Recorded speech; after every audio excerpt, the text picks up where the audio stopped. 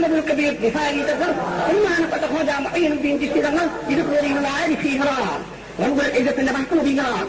അവരെ പിന്തുടർന്നിട്ടുള്ള കക്ഷികളും ആണ്. അവരെ സ്ഥിതി എന്താണ്? ഇന്ത്യയിൽ യഥാർത്ഥത്തിൽ ഇസ്ലാമിനെ പ്രചരിപ്പിച്ചത് യഥാർത്ഥത്തിൽ ആരാണ്? ഇന്ത്യയിൽ ഇസ്ലാമിന്റെ ഒരു ശാശ്വതമായ ഒരു നിലനിൽപ്പ് ഈ ഇന്ത്യ രാജ്യത്തിൽ ഉണ്ടാക്കി തീർത്തത് ആരാ? ഔലിയാക്കളില്ലാതെ മറ്റാരുമല്ല. മഹാന്മാരായ ഔലിയാക്കളാണ്, ആരിഫീകൾ ആണ്. അവരെ കൊണ്ടല്ലാതെ സാധ്യവും അല്ല.